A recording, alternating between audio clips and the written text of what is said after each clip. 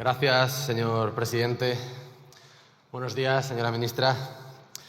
Lo han celebrado tanto, han dado tanto bombo a sus medidas y han presumido tanto de sus supuestos logros que entiendo que me corresponde a mí felicitarle hoy por el segundo cumpleaños de la Ley de Vivienda. Felicidades a usted y a todos los grupos parlamentarios que lo hicieron posible. Ya tienen ustedes lo que tanto anhelaban, un mercado inmobiliario absolutamente destruido y demacrado. Entiendo que es para ustedes un día absolutamente alegre. En cambio, es triste para millones de jóvenes a los que se les ha condenado a una muy cruel disyuntiva. Seguir durmiendo hasta la eternidad en la vieja litera del cuarto de casa de sus padres, vivir la vida loca de mudanza en mudanza y tiro porque me toca, hacer turnos para cocinar, para asearse o para comer con extraños, o directamente largarse de un país en el que los políticos los tratan a patadas, opción a la que lamentablemente cada vez más españoles se están acogiendo. El menú no parece muy suculento, la verdad. No parece muy apetitoso, pero bueno, al menos se puede elegir, ¿no? Que parece que es lo fundamental en esta era del yo, mí, me, conmigo, del yo me lo guiso, yo me lo como, del sé quién quiera ser. Se puede elegir, elegir. Esa es la clave siempre, tener derecho a todo. Ley por el derecho a la vivienda, por supuesto.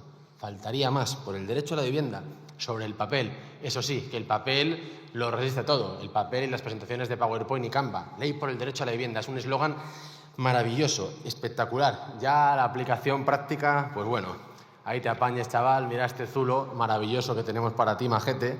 También este semisótano interior, con un poquito de humedades, eso sí, con una capa de pintura se puede ir, o este bajo sin ventilación, que antaño fue una carnicería, mira qué aventura.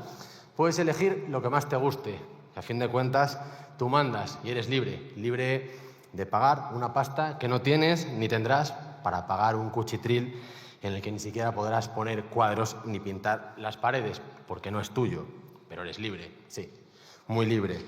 Lo que sucede con este concepto de libertad como ausencia de límite, como autonomía total de una voluntad que todo lo puede, es que es un camelo, porque no hay libertad ninguna en aplazar continuamente la paternidad porque no tienes un hogar en el que poder criar a tus hijos. Tampoco hay libertad en vivir como la horda prehistórica, en un estado de incesante nomadismo. Ni hay libertad cuando no hay seguridad residencial. No hay libertad ninguna cuando la precariedad y la inmediatez invaden cada aspecto de tu vida y te impiden planificarte, ahorrar, querer, cuidar o simplemente ser feliz. No hay libertad ahí, no hay libertad. Ya sabemos que ustedes son unos ases del marketing y los titulares y que son capaces de convertir y pintar de colorines todo aquello que en verdad es oscuro y pavoroso. Pero no se confundan. Ahí fuera hay toda una generación, bueno, más que una generación, yo diría que prácticamente todo un país que está ya hasta las narices y hasta el gorro de tanta declaración pomposa, de tanta retórica alambicada y tanto lenguaje relamido, de tanto humo barato, de tanto vendedor de crecepelo escondido entre puños y rosas y pancartitas moradas, la verdad. Usted sabe que para que la vivienda se convierta en un derecho no basta con repetir una y mil veces derecho a la vivienda, derecho a la vivienda, derecho a la vivienda.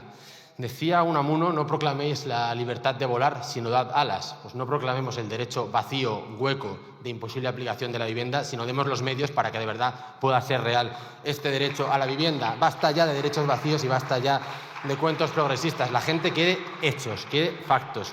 Está de su retórica, de su lenguaje, de sus presentaciones, de sus anuncios, de sus vídeos de TikTok, yo creo que mareada hasta la náusea. Sí, es así. Quiere realidades concretas, tangibles, palpables, llaves en su mano. Quiere grúas donde hay solares. Quiere poder organizar su proyecto vital sin que las obsesiones ideológicas de un político le distraigan de ese proyecto o sin depender de los vaivenes de un fondo de Luxemburgo. Quiere poder organizar su vida. Y quiere otra cosa más, señora ministra. En este segundo cumpleaños quieren mandar al garete una ley de vivienda que ha cumplido ya demasiados años y que al revés que el buen vino, al revés, no parece que vaya a mejorar con el tiempo. Todo lo contrario, solamente va a traer más estragos, más dolor, más injusticia y más precariedad a los hogares españoles.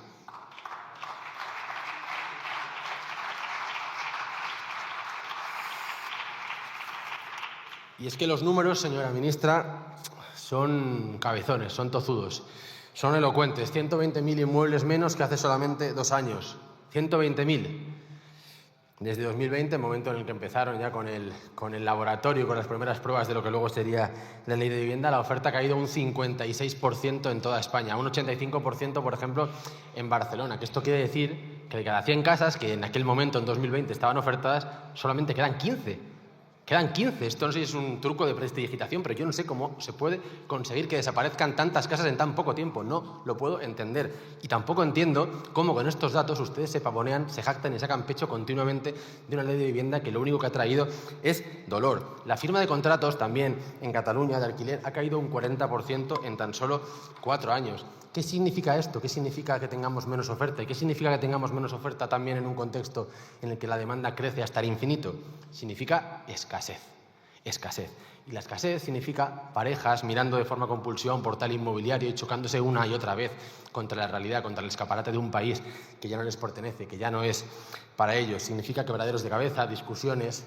Significa que la gente no puede planificar, que no puede seguir su vida. Significa renuncias y significa también condiciones leoninas para alquilar. Resulta que no puedes ni llenar la nevera, pero tienes que poner 4 meses de fianza y 2 de garantía adicional precisamente por la inseguridad jurídica que ustedes han traído. Inseguridad jurídica que significa inseguridad material para la gente común, inseguridad material. Significa también que la mitad de los inquilinos de este país están en riesgo de exclusión social. Significa también que lo único que progresa en este país es el porcentaje de personas que no se pueden emancipar. Y significa castings inmobiliarios. Esto no es una metáfora. Lo que hay al final del casting, lo que hay al final del túnel, son decenas de miles de personas que no tienen casa hoy, que no tendrán casa mañana y que tampoco la tendrán pasado mañana. Jóvenes, familias con niños o con dependientes a cargo, autónomos, gente con un sueldo muy bajo, con contratos muy recientes. Todos ellos estaban hace 20 años ahí, para poder comprar y ahora ni siquiera pueden ser inquilinos. Han creado ustedes una casta de inalquilables, de parias sin casa, de jornaleros del casting, una generación caracol con la casa a cuestas, o si lo quiere de otra forma, una generación de rodillas postrada y totalmente humillada. ¿Y qué ha pasado mientras tanto con los precios? ¿Qué ha pasado con los precios? Pues que los precios han subido un 30% desde el año 2020 y entre un 5 y un 15% en el último año en función de las zonas. Así que ustedes, que en sus presentaciones hablaban de ley por el derecho a la vivienda, al final lo que tienen que hablar es de ley porque la vivienda sea un lujo, porque es lo que han conseguido, que la vivienda sea un auténtico lujo. Y esto hoy en el segundo cumpleaños. Si soplamos velas el año que viene o el siguiente, pues ya nos iremos al hacinamiento, a la infravivienda, al barraquismo del siglo XXI, al sinhogarismo. Y no se preocupe que mientras ustedes estén en el gobierno, sus ojos y los míos verán en este país chabolismo. No tengo ninguna duda y no la tenga usted tampoco, porque de hecho estamos ya en una fase prechabolista.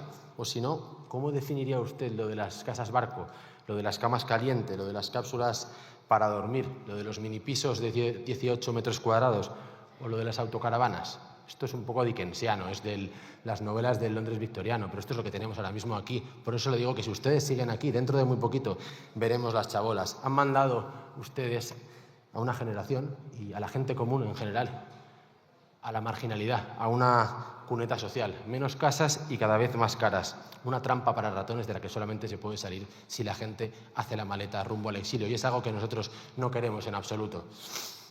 Decían, por resumir, que venían a defender a los inquilinos y lo que han hecho ha sido traer el infierno a la tierra para ellos. Mientras tanto, ocupas, jetas y especuladores hacen su agosto con una ley que parece hecha a su medida.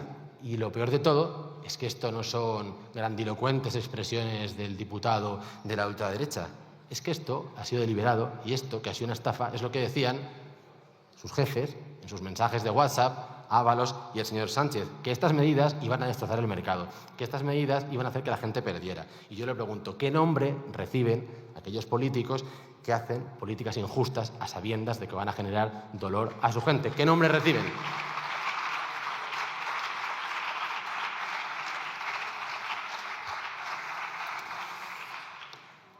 Y en este contexto de emergencia habitacional, en el que cada vez más evidente es la distancia entre las casas disponibles y las casas que quiere la gente, entre la gente que busca casas, ¿qué podría hacer alguien que estuviera de verdad preocupado por esta falta de casas? ¿Qué podría hacer alguien que estuviera preocupado por los de abajo y su situación de precariedad residencial? Pues yo supongo que lo primero de todo sería proveerles del techo que les falta, ¿no? Construir, construir y construir, o rehabilitar, rehabilitar y rehabilitar. Me es exactamente igual, pero hacerlo a mansalva, para terminar de una vez con la lacra de la inestabilidad residencial, poner suelo a disposición, incrementar alturas, aumentar densidad, acabar con el diezmo que se lleva el Estado cada vez que alguien quiere promover, construir o comprar, tener unos presupuestos de vivienda dignos. Hacer VPO, que se inventó para esto, se inventó en contextos como este, la VPO, precisamente en momentos de gran concentración urbana, de crecimiento muy rápido de la población en las ciudades, de demanda explosiva, de oferta raquítica, de poder adquisitivo por los suelos. En estos momentos se inventó la VPO.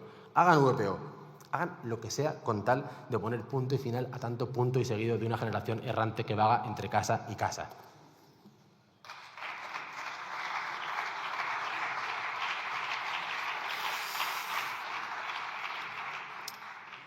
Y por cierto, señora ministra, ustedes que tanto hablan de especulación, ¿sabe cuál es el requisito para poder especular con un bien?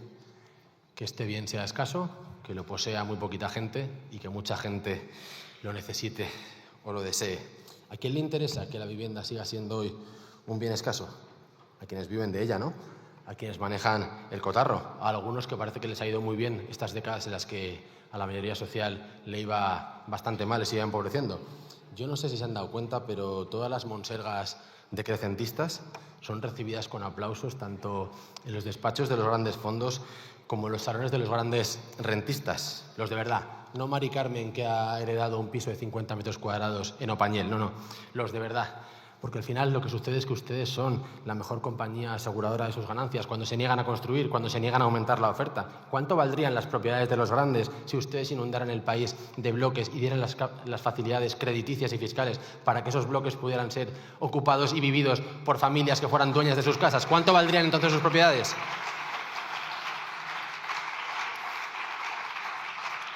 Pero claro, para poder hacer todo eso, ustedes tendrían que optar por poner ladrillos y no poner excusas, es decir, por repartir llaves y no por repartir frustración. Muchas gracias. Gracias.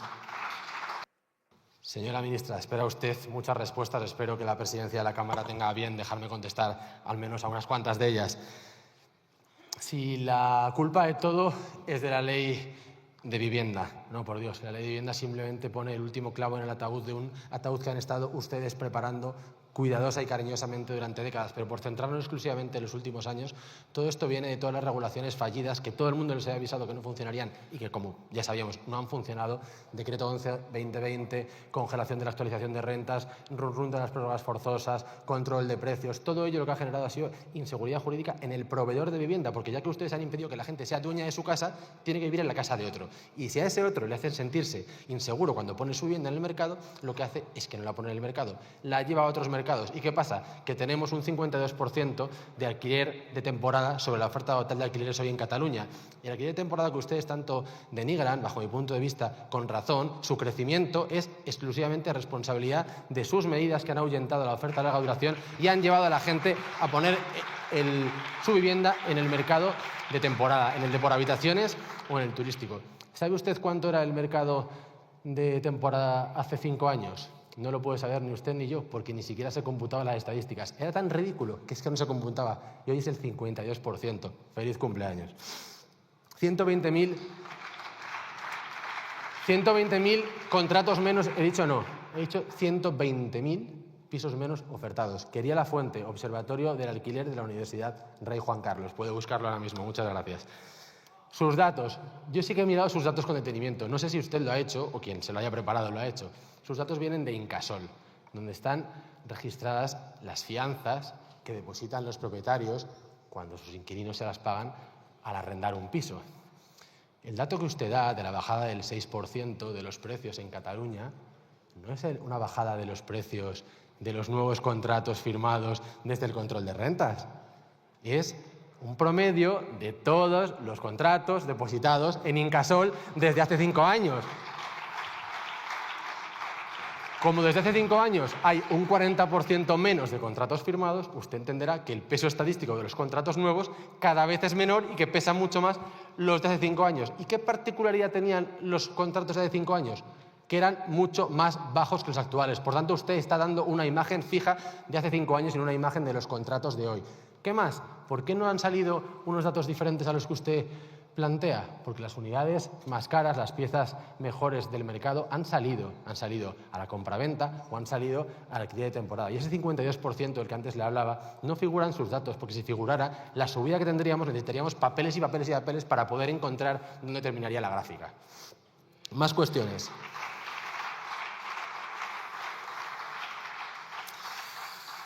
Hablaba usted de vivienda protegida y decía que suponía que no me gustaría la vivienda protegida del franquismo porque aquello era algo guetificado. Yo, aunque soy historiador, el franquismo no viví, pero sí vivía cuando gobernaba Zapatero y tenían ustedes una ministra que se llamaba Trujillo, que prometía una medida tan absolutamente rupturista y tan contraria a los guetos como mini pisos de 30 metros cuadrados. Eso sí que era la hora de los enanos. Eso sí que era la hora de los enanos.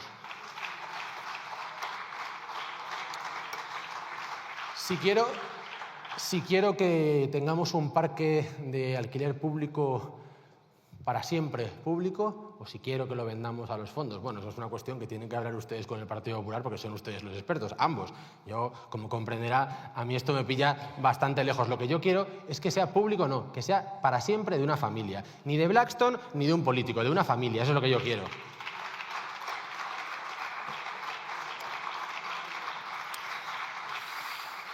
Y vamos con el presupuesto. Yo entiendo que cuando se viene de muy abajo es muy fácil subir y muy fácil poder sacar pecho y poder jactarse. Pero ¿sabe usted cuánto suponía el gasto público en vivienda en el año 2003 y cuánto supone hoy? En el año 2003 eran 19 de cada 100 euros de gasto público. Hoy son 11 de cada 100 euros. En el año 2003... el total que suponía el gasto en vivienda sobre el PIB era 1,3. Hoy es 0,51. La verdad que no sé si estamos como para sacar pecho o meter los datos debajo de un cajón y que nadie lo abra, por Dios.